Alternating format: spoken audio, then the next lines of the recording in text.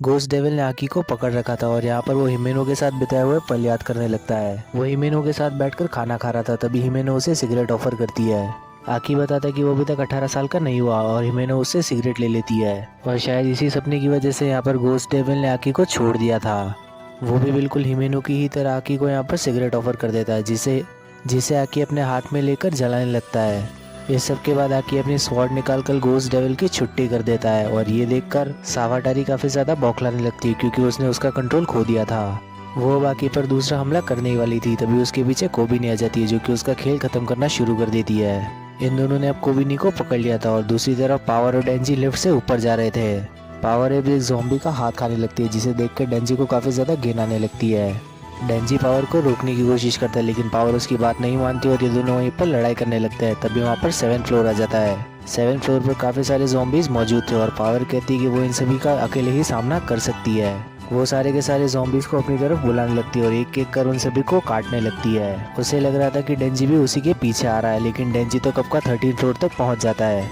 13th floor पर डेंजी की मुलाकात कटाना मैन से होती है और वो उसके 2 आदमियों के साथ वहाँ पर खड़ा हुआ था। कटाना मैन डेंजी को अपनी बातों में फंसाने की पूरी कोशिश करता है और बताता है कि वो कैसे उसके दादाजी के लिए काम किया करता था। डेंजी बताता है कि उसका ग्रैंडफादर एक नंबर का बेवकूफ़ था क्योंकि उसने काफ़ी सारे मासूम लोगों से ज़ॉम्बी की आर्मी बना दी। कटाना मैन अब डेंजी से कहता है कि तुम काफ़ी ज़्यादा कोल्ड ब्लडेड हो चुके हो क्योंकि अब तुम्हें किसी इंसान पर रहम नहीं आता और उन सारे मासूम ज़ॉम्बीज़ को मारने से पहले तुम भी नहीं सोचोगे। इतना कहते ही डेंजी अपने छाती की रस्सी खींच लेता है और यहाँ पर इन दोनों की लड़ाई होनी शुरू हो जाती है। ये दोनों उस बिल्डिंग से नीचे गिर चुके थे और एक दूसरे पर वार कर रहे थे और तभी नीचे से एक ट्रेन जा रही थी जिसकी छत पर ये दोनों सवार हो जाते हैं। कटाना मैन डेंजी को एक काफी ज्यादा बेवकूफ इंसान कहता है और वो फिर से लड़ाई करना शुरू कर देते हैं। अब सभी लोगों ने उस ट्रेन के कंपार्टमेंट को खाली कर दिया था। कटाना मैन डेंजी की तारीफ करते हुए कहता है कि उसकी स्पीड काफी ज्यादा बढ़ चुकी है लेकिन उससे ज्यादा नहीं है और इतना कहकर वो उसके हाथ काट देता है। अब वो उसे हार मानने को कहता है लेकिन डेंजी हार मानने वालों में से नहीं था। डेंजी कहता है कि उसके पास अभी भी एक चेनसो मौजूद है जो कि उसके सर पर लगी हुई है, लेकिन कटाना मैन उस पर वार कर उसकी चेनसो तोड़ देता है। वो अब डेंजी को फिर से हार मानने को कहता है लेकिन डेंजी फिर से हार मानने को तैयार नहीं था। उसी वार के साथ डेंजी ने कटाना मैन की छाती को चीर दिया था क्योंकि चेनसो मैन ने अपने पैरों के अंदर भी चेनसो लगा ली थी और इतनी छोटी सी चीज पर कटाना मैन ने ध्यान ही नहीं दिया। डेंजी कटाना मैन को जंक्शन पर बांध देता है और यहाँ पर ये दोनों लोग बात करने लगते हैं। कटाना मैन डेंजी को कहता है कि वो उसे नहीं मार सकता क्योंकि वो स्पेशल डिवीजन का आदमी है।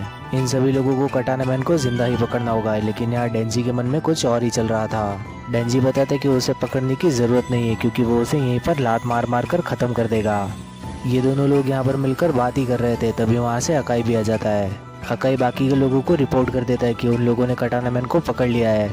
फिर वो डेंजी से पूछने लग जाता है कि तुम इसे मारने की बात कर रहे थे, लेकिन हम ऐसा नहीं कर सकते, हमें इसे जिंदा पकड़ना होगा।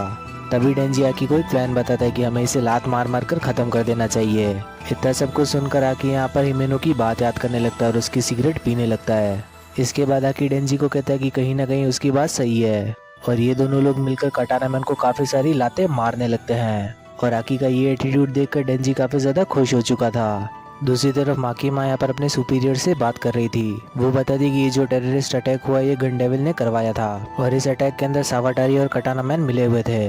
गन डेविल को यहाँ पर चेनसो डेविल का दिल चाहिए था। फिर माकीमा बताती कि सावाटारी ने यहाँ पर सुसाइड कर लिया, वो भी स्नेक डेविल से, क्योंकि उसका कॉन्टेक्ट गन डेविल से था और उन्हें उस जगह पर गन डेविल के काफी सारे शेल्स भी मिले हैं।